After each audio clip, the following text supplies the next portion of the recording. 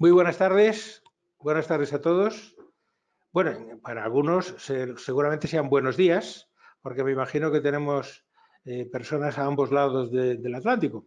Bien, en primer lugar, darles gracias a todos por estar aquí esta tarde e invertir este tiempo con nosotros, con EALDE, en este webinar, que espero que sea muy interesante para todos. Antes de seguir, ¿me oyen bien? Por favor, a través del foro de preguntas que hay en el chat, si pueden ustedes ir diciendo si se oye bien. No vaya a ser que esté yo hablando aquí solo y no se oiga. Si ya se escucha bien, sí, desde México, muchas gracias. Varias personas desde México. Se escucha perfecto, se oye bien. Muy bien, muchísimas gracias. Estupendo. Pues entonces vamos allá, si les parece bien a todos. Bien, insisto en darles las gracias. Mi nombre es Mariano Blanco y estoy aquí en la sede de ALDE en Madrid. Me encantaría que esta sesión fuese muy amena y muy atractiva para todos ustedes. Me pueden localizar, aquellos que lo deseen, bueno, antes de nada, como el webinar a lo mejor nos extendemos un poquito, por favor sus preguntas en forma de chat, que trataremos de contestarlas en cuestión de horas. Como les decía, les agradezco mucho el esfuerzo en dedicar una tarde o una mañana en esta época ya de otoño tan ajetreada y compartir este webinar con nosotros, con EALDE. Hoy hablaremos de mapas, pero si me permiten, hablaremos muy poquito de geografía. ¿Por qué? Bueno, espero que el contenido sea interesante, ameno. Ya han habido otros webinars de EALDE sobre mapa de riesgos, ya han habido otros profesores que han hecho ejercicio parecido a este, y es por eso que yo quería darle un tono diferente. Por eso, tratar de alejarme un poco de los conceptos geográficos. Tienen ustedes ahí mi dirección de LinkedIn, por si alguno quiere enviarme de manera excepcional, como último recurso, algún tema a través de LinkedIn o alguna cuestión, a su disposición.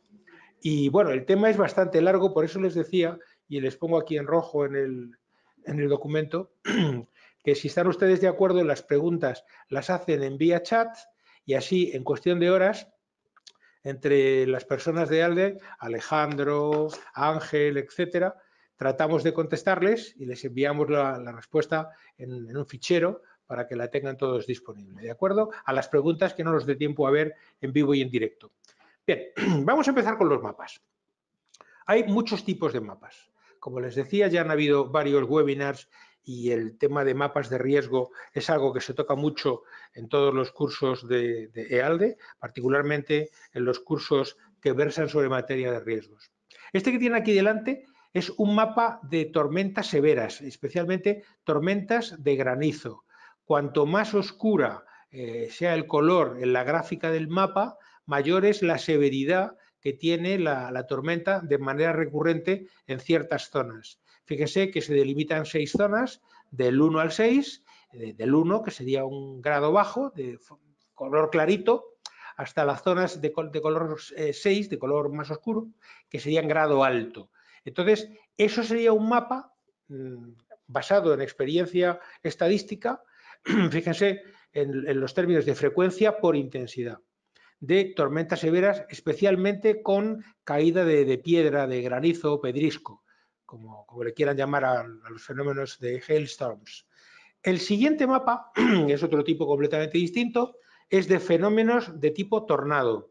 Aquí las gradaciones de tornado, depende de qué países, se utilizan del 1 al 5 o del 1 al 4. Normalmente los grados de tornado suelen ser más limitados. Entonces, el 1 sería color claro para un tornado de intensidad baja y el tipo de zona 4 de tornados serían las zonas más oscuras del mapa en las que los tornados alcanzan una intensidad mucho más grave. Como siempre, los conceptos de frecuencia e intensidad.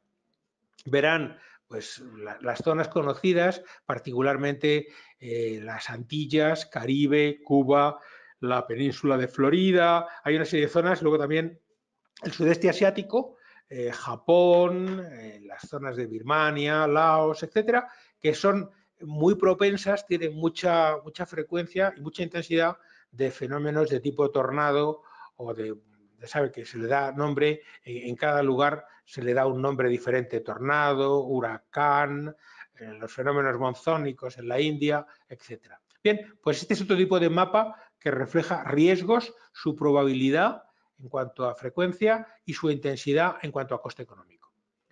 El siguiente mapa es otro diferente, muy diferente, de incendios forestales, incendios salvajes que asolan continentes. Fíjense, por ejemplo, en la zona subsahariana, debajo del desierto del Sáhara, en África, muy marcada por los incendios forestales, zonas de Brasil, algunas zonas de Argentina, fíjense las partes del sur de Australia, también zonas de Asia, igual, en función de la intensidad, 4 zonas, de la zona 1 de intensidad baja a la zona 4 de intensidad alta y lo mismo, el concepto es el mismo, medir la peligrosidad de esas zonas en cuanto a la ocurrencia de fuegos forestales, de incendios de este tipo. Verán, todos estos mapas, los 3 que acabamos de ver, forman parte del catálogo de mapas de Münchener Rückversicherung. Es un tipo de mapa clásico. Münchener es una reaseguradora bávara de Alemania que desde hace 30 o 40 años lleva muy especializada en la realización de estos mapas y no solo del tipo de los 3 que acabamos de comentar, de huracanes, de incendios forestales o de tormentas graves, sino que hacen muchos otros mapas de peligros de la naturaleza muy basados en temas de la naturaleza, en fenómenos, como dicen los anglosajones, actos de Dios, los fenómenos que nos envía la divina providencia, como también son los terremotos, las erupciones volcánicas o incluso la caída de meteoritos, que parece que no, pero los meteoritos cada año también causan una serie de pérdidas y tienen un reparto por el mundo bastante curioso. Afortunadamente, muchos caen en el mar. Bien, seguimos. Entonces, como les decía, Münchener Rückversicherung es quien edita estos trabajos con periodicidad muy frecuente, lo hacen cada año, casi siempre, y llevan así muchos años. Por lo tanto, son una gran fuente de conocimiento en materia de mapas sobre fenómenos, mapas históricos, sobre la ocurrencia de fenómenos naturales. Tienen ahí un link, por si alguno quiere acceder a los mapas de Münchener, de Múnich, y poderlos ver más en detalle, son muy interesantes. Yo les confieso que soy un enamorado de este tipo de documentos desde hace ya bastantes años. Seguimos. Fíjense que se repite en la presentación, en lo que llevamos visto hasta ahora, hay 2 elementos que se van entrelazando y que en su intersección se encuentra la respuesta. Fíjense que ya hemos visto esos 2 elementos varias veces en los mapas anteriores y los vamos a seguir viendo durante toda esta charla de hoy. Ahora les sigo comentando de qué elementos se trata.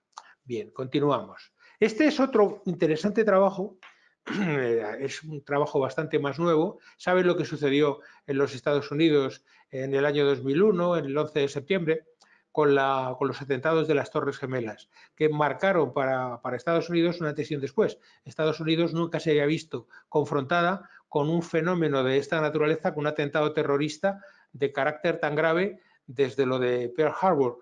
Entonces, bueno, pues les impresionó mucho y se lanzan este tipo de estudios, del estudio Insight de Green Line, por una corporación que los edita. Tienen ahí una fotografía en la transparencia y se dedica como mapa al estudio de este tipo de fenómenos más ligados al terrorismo, básicamente a temas de atentados y catástrofes causadas por la mano del hombre de manera maliciosa, como son siempre los atentados. Bien, seguimos.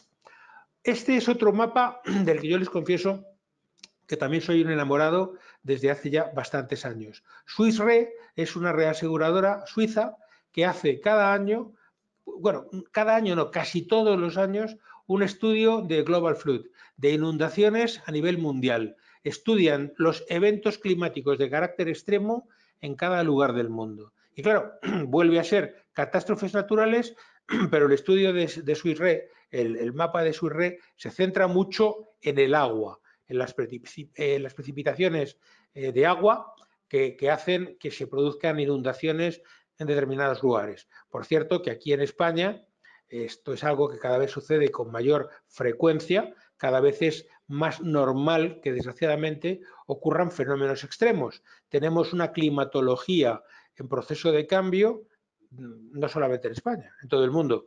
Y eso se manifiesta en que cada vez se producen más fenómenos de tipo torrencial, de catástrofe de tipo natural, con resultados catastróficos, y eso cada vez causa más daños, por un lado, intensidad, y por otro lado, cada vez se produce con mayor frecuencia. Es decir, el tiempo entre la ocurrencia de una y otra catástrofe cada vez es más corto. Bien, hablaremos de eso más tarde. Como saben, aquí en España, el pasado 26 de agosto, o sea, hace muy pocos días, hemos tenido un fenómeno del tipo que siempre se ha llamado gota fría y que ahora los meteorólogos prefieren llamarlo DANA, acrónimo de depresión aislada en niveles altos de la atmósfera, que ha causado unas colosales inundaciones en provincias del Levante español, en la costa mediterránea y muy en particular en la región de Murcia. El otro día estuve hablando con personas del Consorcio de Compensación de Seguros y cifraban en más de 70.000 los afectados en términos de empresas, industrias y también viviendas. Ha sido un desastre en toda regla. Y desgraciadamente, esta semana en que estamos, tenemos anunciado otro fenómeno de este tipo de nuevo en la costa levantina. Bueno, va a ser verdad que el clima está cambiando y esto se refleja en los mapas que, por ejemplo, edita Swiss Re. Fíjense en la transparencia siguiente, es la región de París. La región de París, con las curvas, los meandros que hace el río Sena a su paso por la capital de Francia, y los distintos distritos. Entonces, las zonas más oscuras lo que indican son periodos de recurrencia más cortos. Es decir, la frecuencia es de 50 años o menos y son los que están en azul oscuro. En el mapa no hay ninguno, salvo el propio cauce normal del río.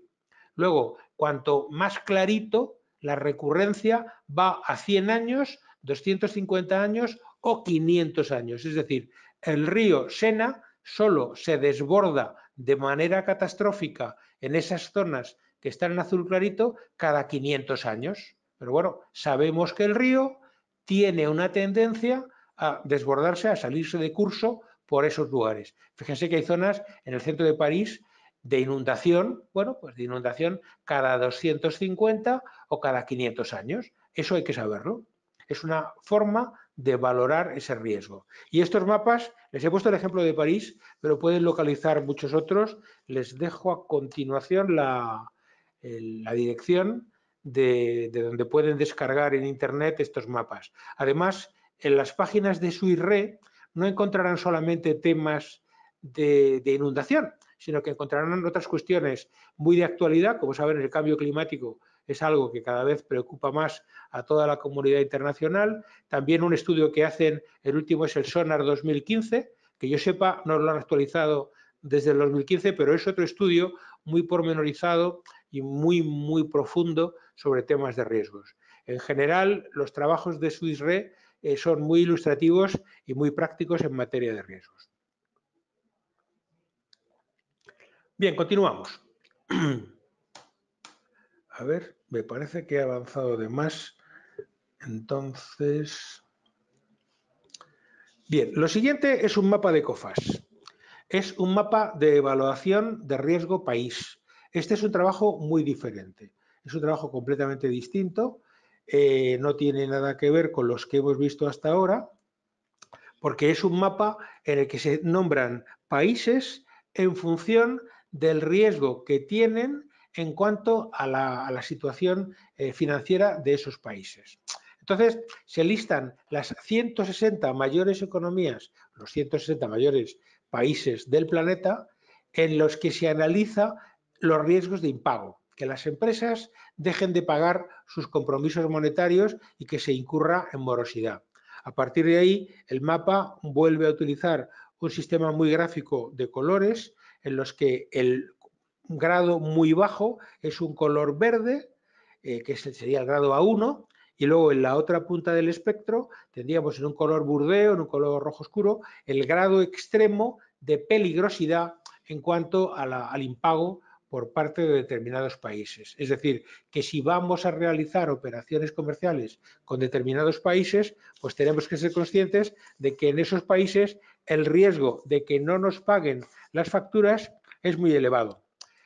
Fíjense, los países de color más oscuro, pues tienen ustedes ahí, desgraciadamente, Cuba, Venezuela. Fíjense que también hay países cercanos a Venezuela de color rojo. Ecuador también está en un color bastante oscuro, digamos en grado alto.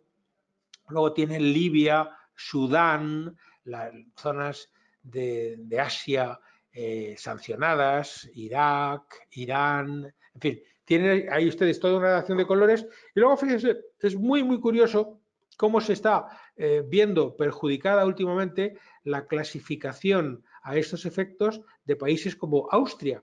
Austria es un país sumamente serio, pero que ha visto que su nivel se ha empeorado y ha pasado a ser A2. Lo mismo la República Checa, que ha pasado a ser un nivel A3. Eso hace poco era bastante impensable. La República Checa es un entorno muy propicio y muy serio para los negocios, con una gran seguridad jurídica y con, bueno, con un cumplimiento general por parte de las empresas y los clientes de esa nacionalidad de sus compromisos monetarios. Lo mismo sucede con Alemania. Alemania se ha ido a un nivel A2, de ser un nivel A1 muy bajo, pues ha subido un escalón en grado de peligrosidad como consecuencia del enfriamiento de su economía. El mapa, el estudio que hace COFAS, sigue en otros países, Islandia, Eslovaquia, por supuesto, países asiáticos como Uzbekistán, países de América, etcétera, etcétera. Pero es un trabajo muy, muy bueno sobre la evaluación del riesgo país en términos de peligrosidad o morosidad financiera, o sea, de impago, de que los compromisos adquiridos no se cumplan con el debido respeto y con el debido plazo. Saben que eso es un factor importantísimo a la hora de determinar las transacciones y las estrategias de negocio de muchas empresas exportadoras e importadoras. Bien, el siguiente les he puesto un trozo extractado de África. Este otro mapa se ocupa de fenómenos muy diferentes. Es un mapa que edita la empresa internacional de correduría AON y reconocen ustedes que es el centro de África, es la parte central de África. Fíjense qué países son los que aparecen ahí marcados en color rojo oscuro, en color más color sangre, que son los países en los que hay más peligrosidad.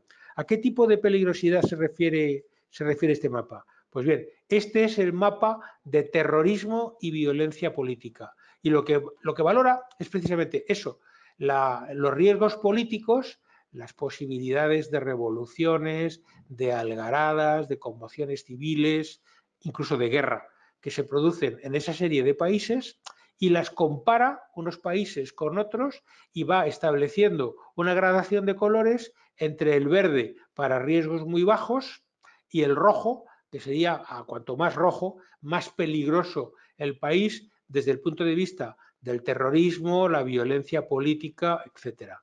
Estas calificaciones las hace la consultora de riesgos, la empresa de correduría internacional AON, Risk Solutions, pero además las hace en colaboración con otra consultora que es Continuum Economics, que es una firma global macroeconómica. Hay una cuestión muy, muy graciosa que los países de la Unión Europea y de la OCDE, la Organización para la Cooperación y Desarrollo Económico, no se califican en estos mapas nunca. Hay como una especie de restricción y los países de Europa en general, la OCDE en su conjunto, no sale marcada en estos mapas por una especie de convención entre los que editan los mapas. Bueno, es una situación un poco irregular, pero en cualquier caso sí que se listan 163 países con sus respectivos riesgos desde el punto de vista del riesgo político, terrorista y violencia. Bien, por supuesto, todo esto tiene mucho que ver también con riesgos de tipo secuestro y demás. Y esta investigación, la investigación para realizar este mapa, combina una serie de elementos sistemáticos que los convierte en señales de color muy sencillas, pero que permiten establecer tendencias y obtener criterios de inteligencia útiles para muchos profesionales financieros, corporativos, por supuesto para los gerentes de riesgos, claro que sí, pero evidentemente si yo estoy pensando en exportar mis productos, en enviar mis productos a un determinado país y veo que en ese país las condiciones políticas o las condiciones potenciales de terrorismo, etcétera, no son las adecuadas, a lo mejor antes de exportar, antes de enviar mis productos, tengo que tomar algún tipo de medida de control, tengo que hacer algún tipo de precaución, tomar algún tipo de prevención antes de lanzarme a esa aventura empresarial. Me imagino que lo comprenden y que no hace falta que abunde mucho más en ello. Muy bien, pues ahora vamos a ver otro tipo de mapas que seguramente son los que ustedes estaban esperando. Se les llama de muchas maneras, reciben muchos nombres. Mapas de calor, esquemas de burbujas, mapas de sistema Boston, matrices de riesgos, a mí es un nombre que me gusta mucho. En realidad es un trabajo que tiene que tener cada empresa, porque para cada empresa es diferente. Y además, dentro de una empresa determinada, su mapa de riesgos variará a lo largo del tiempo. No es una fotografía estática que se quede ahí y que nos sirva para siempre, ni mucho menos. El mapa de riesgos es una cosa viva que debe actualizarse y que debe irse combinando cada cierto tiempo. Por supuesto, estos mapas o matrices de riesgos son elementos básicos en cualquier gerencia de riesgos y es muy conveniente tenerlos a revisión cada muy poquito tiempo. Es un trabajo muy arduo, requiere un gran trabajo intelectual por parte de quien los desarrolla en cada empresa. En algunas ocasiones, las grandes corporaciones tienen enormes equipos destinados a esta tarea, a monitorear sus riesgos y establecer en cada momento cuáles son los mapas de riesgo que deben de tener en vigor. Entonces, es un trabajo, como digo, bastante laborioso, que lleva su tiempo y que además tiene una duración efímera porque las circunstancias cambiantes del mundo van a hacer que ese mapa lo tengamos que modificar cada cierto tiempo. La periodicidad en revisar el mapa de riesgos es un elemento fundamental. ¿Y cómo se realizan estos mapas? Bueno, en primer lugar, para hacer un buen mapa o una buena matriz de riesgos, tenemos que hacer la valoración de estos dos elementos, los riesgos potenciales y la valoración de los mismos. El punto 1, riesgos potenciales, consiste fundamentalmente en hacer un catálogo de los riesgos que nos pueden afectar. Según cuál sea nuestra empresa, en qué momento de su desarrollo se encuentre, en las circunstancias del entorno económico, sociopolítico, del entorno en general que tiene esa empresa a su alrededor, en cada momento habrá que tener ese catálogo de riesgos potenciales actualizados. En algunos momentos habrá riesgos que deberemos quitar de nuestro catálogo, habrá riesgos potenciales que habrán dejado de preocuparnos y habrá otros nuevos que deberemos vigilar e incorporar al catálogo para tenerlos bien vigilados. O sea que sería el punto 1, tener una lista muy clara de los riesgos potenciales. El paso 2 es, una vez que tenemos esa lista de riesgos potenciales que pueden afectarnos, cualquiera que sea su naturaleza. Ahora hablaremos un poco de categorías de riesgos. Pero cuando ya tenemos hecha nuestra lista de riesgos, la tenemos elaborada, tenemos que pararnos a pensar en cada uno de esos peligros y decir, bueno, la valoración económica en términos de dinero, lo que ese riesgo nos puede acarrear en las peores circunstancias, ¿cuánto sería? ¿De cuánto estaríamos hablando? ¿De cuántos dólares o de cuántos pesos, soles, euros estaríamos poniendo en peligro para cada uno de los riesgos potenciales que hemos listado en el capítulo primero? Es decir, tendríamos que combinar los dos parámetros que estábamos viendo antes. ¿Recuerdan? La frecuencia y la intensidad. Porque de los riesgos potenciales y de la valoración económica que hemos hecho de ellos, pasamos al siguiente punto. Valorar la intensidad en términos normalmente económicos y la frecuencia. ¿Cada cuánto tiempo podemos esperar que este riesgo se produzca? Imaginen que tienen ustedes una empresa que fabrica productos de alimentación. Vamos a pensar que se trata de una fábrica de pan, algo muy sencillo.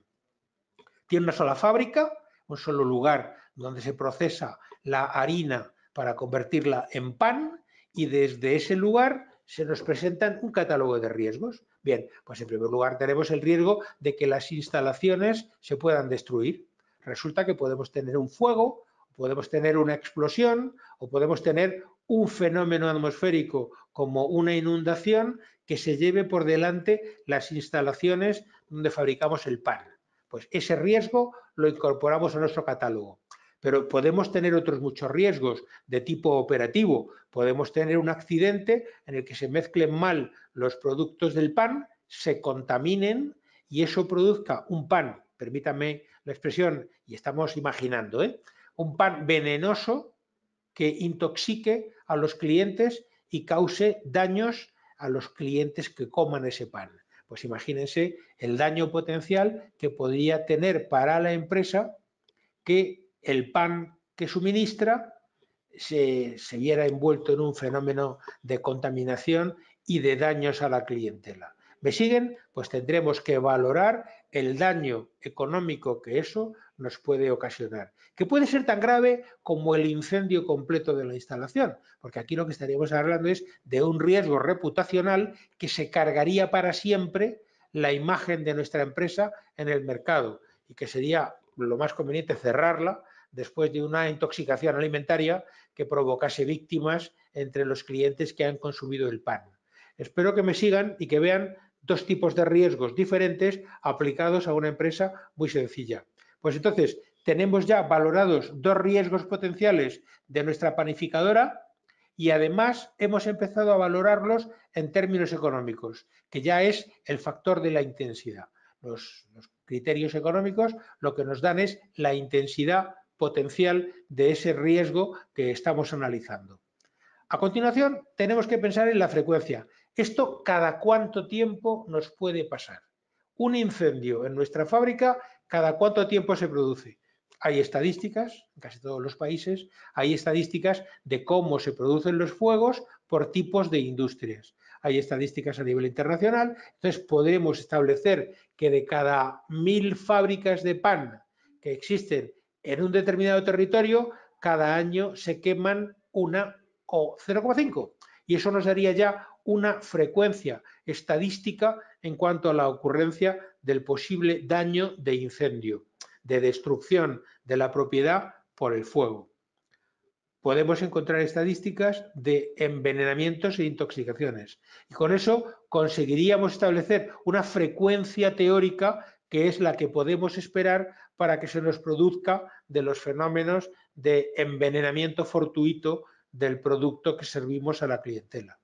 Espero que me sigan hasta aquí, espero que no ir demasiado deprisa y que sea asequible el concepto. Si les parece, vamos a pasar a otros dos ejemplos completamente distintos, uno en forma de esferas y otro en forma de cubos. Vamos a ver, este mapa que tiene aquí delante es gentileza de un alumno de ALDE, de una promoción anterior, don Orlando Estevez, al que le quiero agradecer su amable autorización para que utilizara su mapa, porque este es su mapa de riesgos.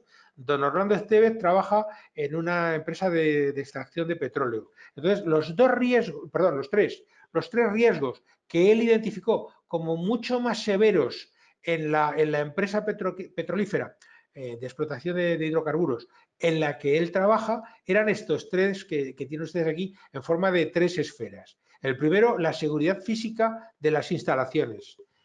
Don Orlando Estevez hacía todo un análisis para llegar a esta conclusión de cuál podía ser el tipo de escenarios que debilitaran o destruyeran por completo la seguridad física de las instalaciones de procesamiento de petróleo en las que él trabaja.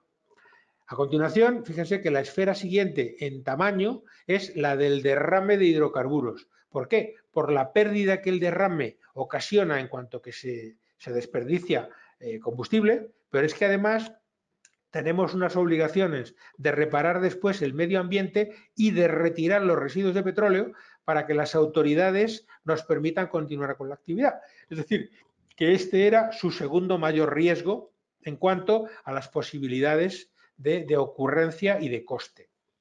Por lo tanto, es la segunda esfera en tamaño. Fíjese que todo el mapa de don Orlando Estevez está confeccionado con un color amarillo hacia abajo, que es menos intensidad y menos frecuencia. En el eje vertical tienen ustedes la intensidad en términos económicos. En el eje horizontal lo que tenemos es la frecuencia en términos de probabilidad de que el suceso se produzca. Entonces, cuanto más arriba estemos, y particularmente el cuadrante de arriba a la derecha de este mapa, es la zona más peligrosa. Cuanto más cerca de esa zona se sitúen nuestras esferas de peligrosidad, mayor es la gravedad del acontecimiento. Fíjense que el tercer gran riesgo que este amigo y alumno establecía en su trabajo es el de la declinación del yacimiento, es decir, que el yacimiento deje de producir suficiente petróleo y en términos económicos deje de ser rentable su explotación, el agotamiento de las reservas, vamos. Entonces, estos eran los tres peligros que de alguna manera identificaba don Orlando Estevez en su trabajo de hace muy poquitos meses durante uno de los cursos de EALDE, que además lo aplicaba directamente a su empresa. Me van a permitir ustedes omitir el nombre de la empresa por motivos obvios, pero se trata de un caso real de una empresa petrolera. Y claro, al final la explotación del petróleo daba lugar a estas situaciones en cuanto a que esos tres eran los peligros más importantes que señalaba su mapa de riesgos. Tenía muchos más, pero para que el mapa sea fácilmente interpretable por todos, pues he querido resumirlo con solamente estas tres esferas. La intersección de la cuantificación, cuánto nos va a costar, y la frecuencia, qué tan probable es que eso no suceda, pues ahí es donde este buen amigo situaba las situaciones de peligro y cuanto más a la derecha y arriba en el mapa estuviesen, más en la zona roja y por lo tanto más en la zona de peligro más severos. Yo creo que es un ejemplo bastante sencillo de comprender y es un tipo de mapa de riesgos que, como les digo, está sacado, mapa o matriz de riesgos, como quieran llamarlo, que está sacado de un ejemplo muy recientito y auténtico. Bien, otro ejemplo, vamos a ver. En este caso, por gentileza de otra compañera de otra promoción anterior de EALDE, concretamente la señorita Vanessa González Belmar, pues también le agradezco su autorización para utilizar su mapa de riesgos. Ella se centró en los peligros que acechan a una compañía de seguros, porque fíjense, una compañía de seguros que lo que está haciendo es coger los riesgos de los demás, pues también tiene sus riesgos propios. Fíjese que ella lo que hace es un mapa a base de cuadrados voy a poner un poco más grande de tamaño. En la parte horizontal lo que tiene es la frecuencia, muy improbable a la izquierda, improbable, moderado, probable y casi certera. O sea, cuanto más hacia la derecha nos vamos en la esquina de frecuencia, más peor es el peligro del que hablamos. Y luego lo mismo en cuanto a las consecuencias económicas. Insignificantes, menores, moderadas, mayores o catastróficas. Es decir, cuanto más subimos en el eje vertical, peores son las consecuencias de ese fenómeno.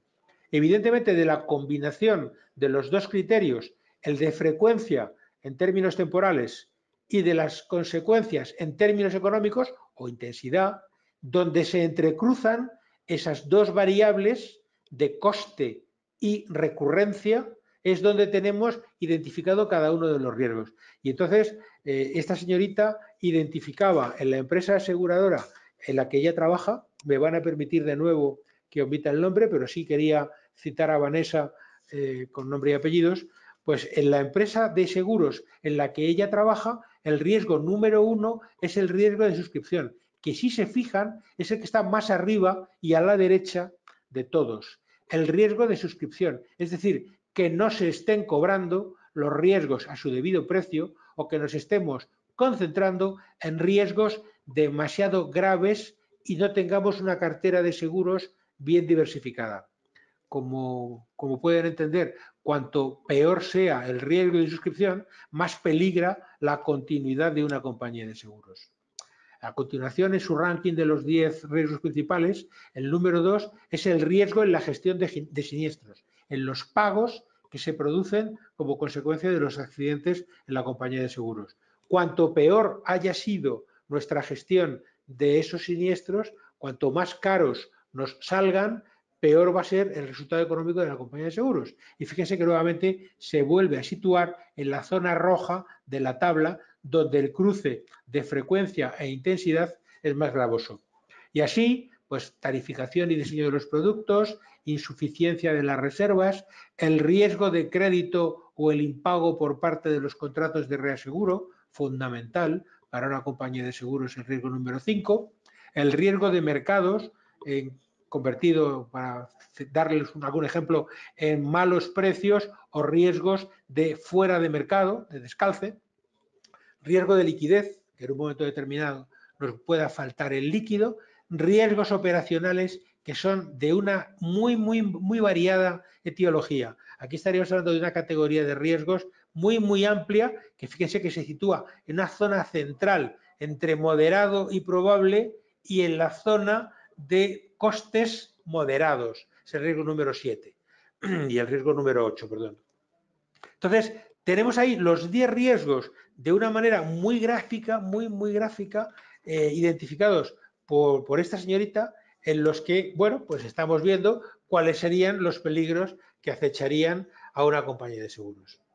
Fíjense que todo el rato estamos hablando de los dos conceptos que les decía antes, la intensidad y la frecuencia. ¿Dónde estaba? Aquí. Los dos elementos que se repiten durante toda esta presentación son esos, la intensidad, o sea, valor económico, y la frecuencia, en términos de recurrencia. ¿Esto qué pasa? ¿Una vez cada año? ¿Una vez cada mes? ¿O solamente pasa cada 10 años o cada 20?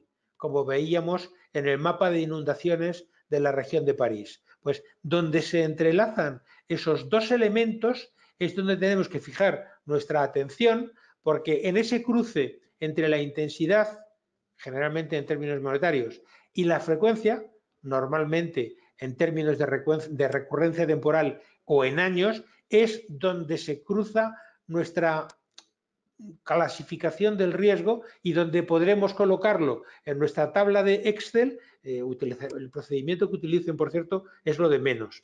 Eso es algo accesorio. Podemos utilizar una tabla de Excel o incluso hacerlo a mano, con papel y bolígrafo. El mapa de riesgos, su confección es lo de menos. Lo que importa es la extracción y el análisis de los datos para llegar a unas conclusiones que además tendremos que meditar y tendremos que volver a visitar cada cierto tiempo. Y entonces, todos estos mapas que hemos estado viendo, los de Swiss Re, los de Münchener o los de estos dos compañeros de curso que nos han prestado sus mapas para este ejemplo, todos los mapas que hemos visto, todos se basan en los dos mismos principios. Analizar de un lado la intensidad y analizar de otro la frecuencia. Esto, perdone que se lo repita, pero es que es el elemento clave de todo este ejercicio. Claro, luego a partir de ahí, las aseguradoras siempre se basan en estos mismos métodos para definir de manera previa las tarifas que van a aplicar para el seguro de cada riesgo, de cada tipo de riesgo, de cada tipo de peligro. O sea que lo que hacen las compañías de seguros es aplicar estos mismos principios a la experiencia estadística de riesgos en el territorio o en el segmento donde están operativas. A partir de ahí podemos pensar en ejemplos de tarifa, porque es lo mismo. La tarifa es otra forma de mostrar un mapa de riesgos. Lo que pasa es que se forma a partir de un texto plano. La tarifa sería un texto en el que están para determinados riesgos y determinadas circunstancias, están los precios que ese seguro tiene que pagar. Perdón, estaba bebiendo un poco de agua. Podemos pensar en cualquier tipo de riesgo, en una tarifa de seguros de automóviles o de seguros sobre la vida de las personas. Cualquier tipo de tarifa de una compañía de seguros se basa exactamente en estos mismos principios. ¿De acuerdo? Bien, vamos a avanzar un poquito más.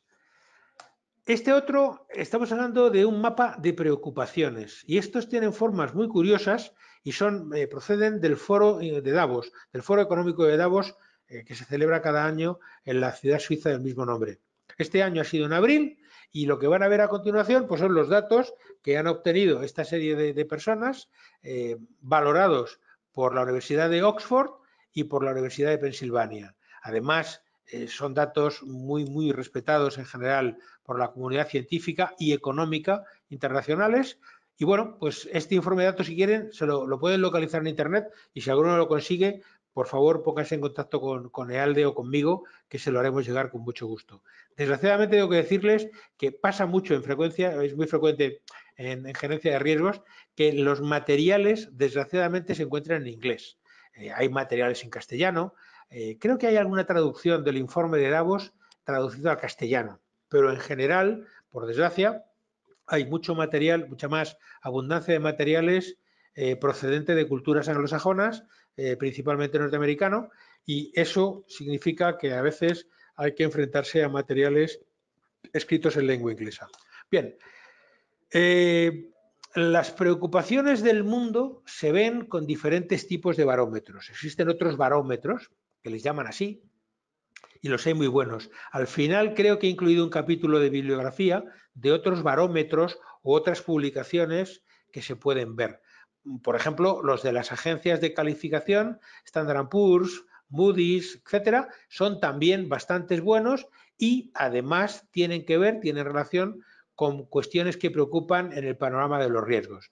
Si seguimos con el foro de Davos, lo que se reunió allí en el mes de abril de este año han sido personas tan importantes como el presidente de Microsoft, de ExxonMobil, de JP Morgan, de Tencent, General Motors, IBM, Banco Santander, ArcelorMittal, Berkshire Hathaway, Apple, Nestlé, o sea, empresas de tanta relevancia como esas. Y luego presidentes de muchos grandes países.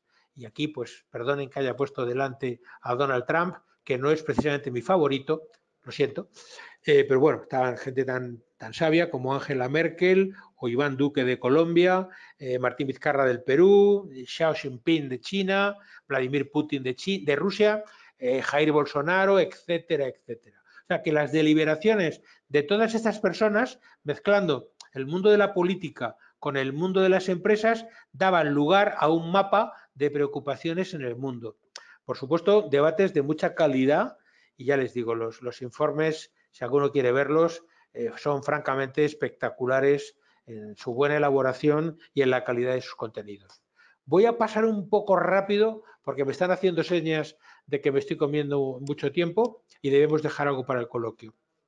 Fíjense cuáles son las preocupaciones del mundo saliendo de este foro de Davos del mes de abril. Por supuesto, los colores ilustran el tipo de fenómeno. O sea, las familias de fenómenos, en este caso, son los colores. No tienen nada que ver con la intensidad del fenómeno. Así, los fenómenos de color azul, los que son rombos de color azul, son fenómenos económicos. Los de color verde son fenómenos medioambientales. Los de color naranja son cuestiones geopolíticas. Los rojos son cuestiones de la sociedad, cuestiones sociales, y los de color violeta son cuestiones de tecnología, cuestiones cuestiones técnicas. Bien, pues fíjense que lo que más preocupa, los 10 riesgos que más preocupan a escala mundial en likelihood, es decir, en probabilidad de que sucedan, son los fenómenos climáticos de naturaleza extrema, que sería el riesgo número 1 a la izquierda de sus pantallas. El segundo, el fallo en las estructuras de mitigación o adaptación a esos cambios climáticos. El tercero, los desastres naturales. Fíjese el cuarto, que aparece en color violeta, fraude de datos o robo de datos. Y a continuación el 5, los ciberataques, que cada vez preocupan más a la comunidad internacional. A continuación, el riesgo sexto, los fenómenos, los desastres medioambientales de origen humano, causados por la mano del hombre. El 7, grandes migraciones de carácter involuntario, es decir, fenómenos como la guerra, el hambre o la sequía, que fuerzan a poblaciones grandes a huir de sus países de forma involuntaria. Pérdida de la biodiversidad y de ecosistemas o colapso de los mismos, crisis del agua, fíjense el riesgo número 9, qué interesante, y luego burbujas financieras en una economía importante que arrastrasen en cascada a otros países. Estos 10 que acabamos de comentar serían los más preocupantes del mundo en términos de probabilidad. A continuación, el catálogo de los que más importan por su impacto o trascendencia económica. Fíjese el número 1, geopolítico, armas de destrucción masiva. El 2, que era también el 2 en cuanto a probabilidad, falta de adaptación o falta de mitigación en cuanto al cambio climático. El 3, fenómenos naturales, fenómenos meteorológicos de naturaleza extrema. El cuarto, fíjense que la crisis del agua, que la teníamos en cuanto a probabilidad en el puesto número 9, en cuanto a impacto la tenemos en el puesto número 4. O sea que se hacen idea y pueden seguir viendo cuáles son los diferentes riesgos que más preocupan por su probabilidad de ocurrencia o por su impacto. Permítanme que acabe con esta transparencia, creo que Alde la pondrá a disposición de todos ustedes y la pueden ver con más detenimiento, pero vean que el riesgo número 10 en cuanto a impacto es una novedad, es un riesgo nuevo, que es que se diseminen enfermedades infecciosas, o sea, epidemias de enfermedades graves, que es algo de tipo social, es un problema gravísimo, y que tendría un impacto brutal, pero piensen en fenómenos como el ébola, etcétera. A mí este mapa me resulta muy, muy ilustrativo y por eso quería compartirlo con ustedes esta tarde. El siguiente es una evolución de ese mapa de hace un momentito, pero está puesto en términos de cruce donde se sitúa por impacto, eje vertical, o por probabilidad, eje horizontal. Entonces, hemos situado los mismos riesgos de colores y alguno más que veíamos antes, están situados en este mapa. Lo siento, es difícil de ver, pero es sumamente interesante darle un vistazo a este mapa, porque las conclusiones que se obtienen de la intersección de los ejes X e Y son conclusiones muy, muy importantes en cuanto a la potencialidad e importancia de ciertos fenómenos. Y fíjense que de nuevo, arriba a la derecha, en el gráfico, se sitúan el tema de los fenómenos de la naturaleza, los fenómenos meteorológicos de carácter extremo, que es el que está más a la derecha del todo, y el siguiente, que está un poquito a la izquierda de color verde, es el fallo en la adaptación o mitigación de los fenómenos de cambio climático de carácter dañino, que sin duda estamos empezando a ver, y que esto entronca, si me permiten ustedes, con lo que les contaba hace un momento de las tempestades en la región de Levante, en Murcia, y la que se anuncia para dentro de poco. Voy a ir acabando, me están haciendo señas y entonces les voy a dejar, espero que Alde les ponga a disposición de todos estas mismas transparencias para que las puedan ver con más cuidado. Perdone la crueldad del texto tan pequeño, pero está sacado directamente del foro de Davos y aquí tienen ustedes la evolución desde el año 2009 al 2019 con esos colores que veíamos, azul para temas económicos, verde para temas medioambientales, naranja, violeta para temas tecnológicos, etcétera, y es la evolución de las cosas que más preocupan. Y si se fijan, partido en dos filas. Una de likelihood, o sea, probabilidad, y otra en términos de impacto, o sea, cuánta repercusión económica puede eso tener. Me están haciendo señas y lo vamos a tener que dejar aquí, aunque tenía bastante más para irles mostrando esta tarde. En cualquier caso, vamos a reservar estos minutos para las preguntas que quieran ustedes hacer y con la ayuda de Alejandro vamos a ver cuáles están planteando ustedes y las que no nos dé tiempo a ver ahora mismo las comentaremos si les parece a ustedes por escrito. Con la colaboración inestimable de Alejandro y otros colegas de ALDE les haremos llegar las respuestas a las preguntas que han ido ustedes poniendo. A ver, la presentación, preguntaba alguien por aquí si la presentación estaría compartida al final del webinar, preguntaba Rubén. Pues sí, Rubén, creo que Alde la publica y tendrán ustedes todos acceso a ella. Preguntaba, ¿Cofas es la compañía que realiza el mapa? Sí, perdone. Sí, no, el mapa de Cofas, efectivamente, Cofas es una empresa de seguros, si no me equivoco, de origen francés, creo que son, son franceses, y Cofas se dedica a riesgos específicos de crédito, o sea, es una aseguradora que asegura morosidad. Por eso el mapa lleva el nombre de quien lo hace, de Coface. Los otros mapas también llevan el nombre de las empresas que los publican, como es la Münchener Universitätsstiftung o la Swiss Re o AON, en definitiva, cualquiera de los que los publica. En la página, a ver, aunque no hemos podido llegar a ella, en la página 36 de la presentación, cuando EALDE se la remita, tiene ustedes una lista de diferentes publicaciones y si alguno no las encuentra, por favor que contacte con nosotros. Pregunta, a ver, otra pregunta. ¿Cuáles serían las mejores metodologías? Pregunta Julio Cruz. ¿Cuáles serían las mejores metodologías para valorar de forma cualitativa los riesgos potenciales? Pues esto es complicado, ¿eh? Es una pregunta con mucho intríngulis. A ver, es difícil resumir en unos minutos cuáles serían. Tiene mucho que ver, le voy a dar una pista, Julio, tiene mucho que ver con el tipo de empresa al que quiera usted aplicar ese análisis.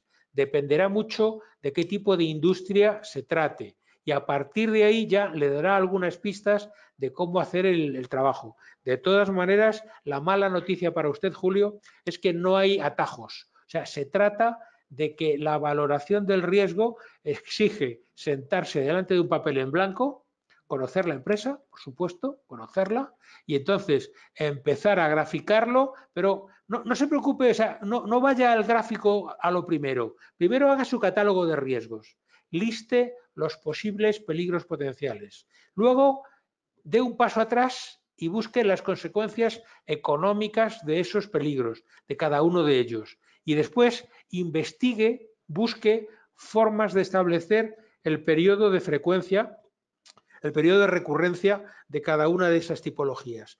Y a partir de ahí luego ya el mapa como que va saliendo solo. El mapa, yo, si me permiten, es más, no es un fin en sí mismo. El mapa es una herramienta.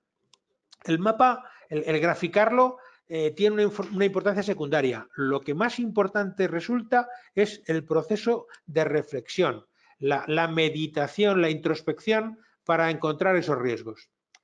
Ahora pregunta Ciro Bonilla que los riesgos de suscripción y gestión de siniestros no están dentro de... Sí, a ver, se puede considerar que son riesgos operativos de una empresa de seguros, efectivamente, tiene usted razón, sí, pero son riesgos específicos. Dentro de los riesgos operacionales podemos encontrar muchos otros. Y en el caso de esta alumna, los que le preocupaban de esa manera particular eran esos, el de gestión de siniestros y el de suscripción. A ver, otra pregunta de Rodomiro Melgarejo. ¿Puede dar un ejemplo de KPI o indicador de gestión para medir los riesgos en las metas que fija la empresa en materia de riesgos? No, desgraciadamente, como tal indicador de gestión, no existe ninguno aceptado con carácter internacional. Lo que sí que es cierto es que la empresa tiene que tener su mapa de riesgos y una vez que lo tiene, también tiene que definir cuál es su apetito por el riesgo. Digamos que si la empresa tiene unas grandes posibilidades financieras, pues será capaz de soportar más riesgos y por lo tanto podrá tener esa apetencia. Pero si la empresa es más débil desde un punto de vista financiero, tendrá que buscar otras fórmulas para poder financiar esos riesgos que le afectan. Pero en cuanto a KPIs o sistemas de medida, no existe, hasta donde yo conozco, no existe nada que lo mida de una manera uniforme.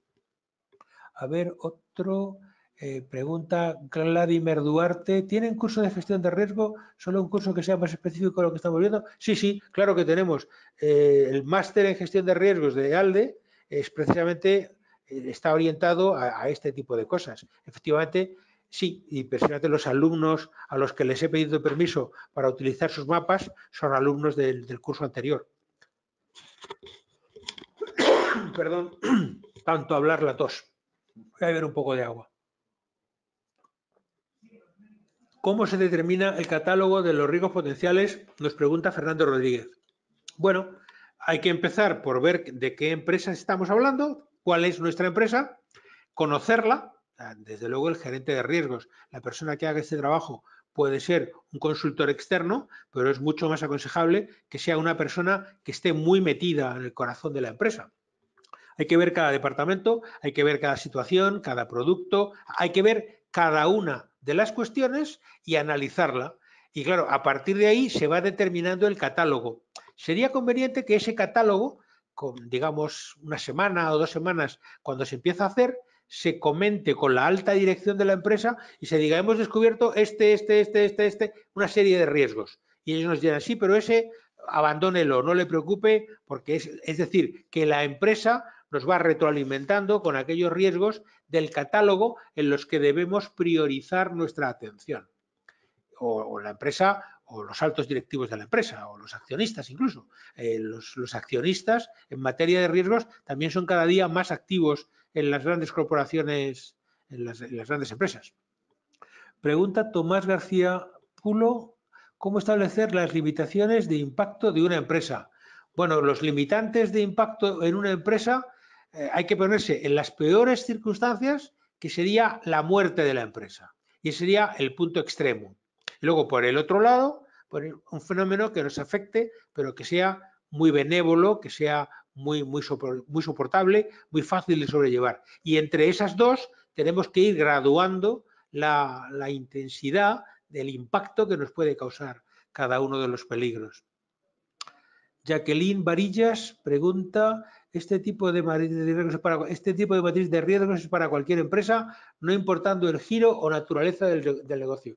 Pues le agradezco mucho esta pregunta, Jacqueline. Efectivamente, así es. Este tipo de matriz de riesgos es para cualquier empresa. No importa el tamaño ni la naturaleza del negocio. Por eso yo antes les he puesto un ejemplo de una petrolera y un ejemplo de una empresa de seguros, pero podríamos encontrar ejemplos de cualquier naturaleza y les afecta a todas. No importa que sean de fabricación o que sean sencillamente de distribución comercial, los riesgos están ahí y el análisis del mapa de riesgos o de la matriz de riesgos siempre es el mismo. A ver, otra pregunta. Pregunta Manuela Vilés, ¿cuál es la mejor forma de determinar los riesgos inherentes? Pues no sé si lo entiendo muy bien.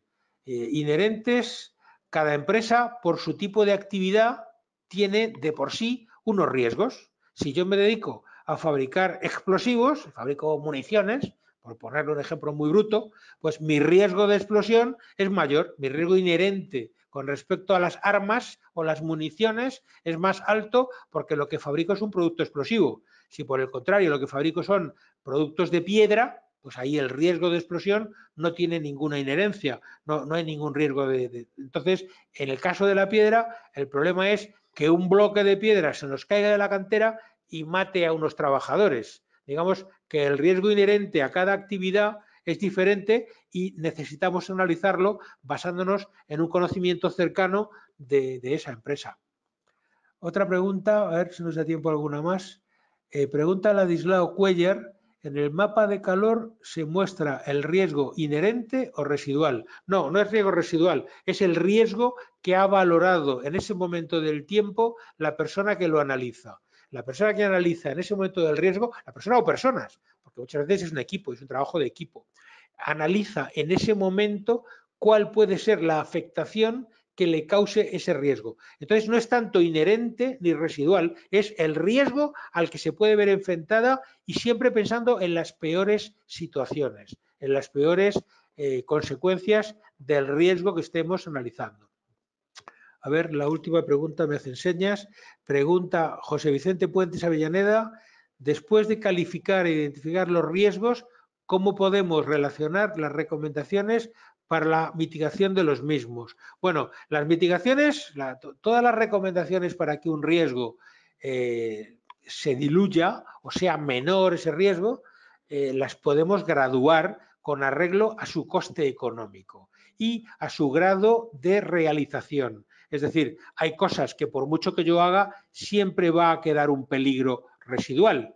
Por mucho que yo gaste dinero en extintores en mi empresa, si lo que estoy manejando son sustancias muy combustibles, siempre voy a tener un riesgo de incendios. Entonces, tengo que pensar que ese riesgo residual, a medida que yo invierta más en medidas de prevención, es decir, en seguimiento de las recomendaciones, cuanto más dinero yo invierta, menos riesgo voy a tener. Por lo tanto, si los extintores me dejan un nivel de riesgo residual todavía muy alto, lo que tendría que hacer es, además de extintores, poner un sistema de bocas, de mangueras, de bocas de incendio, equipadas y con agua a presión suficiente para complementar el ataque de los extintores, si se produjera un fuego. Pero además, si quiero ya hacerlo mucho mejor, lo que puedo es instalar un sistema de rociadores automáticos con detectores de fuego en la techumbre, de manera que si se produce una llama o una subida de temperatura,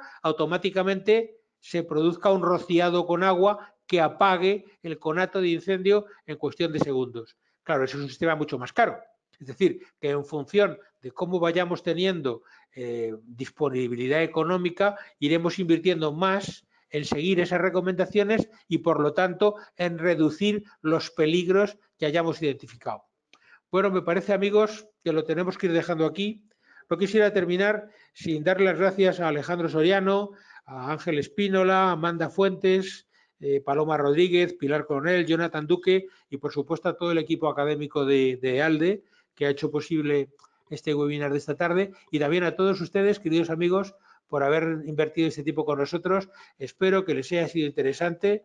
Seguimos en contacto, me tienen a su disposición, como les decía, y cualquier cosa que necesiten podemos verla, podemos hablarla, en fin, a su disposición. Muchísimas gracias, que tengan un feliz y venturoso otoño. Hasta la vista.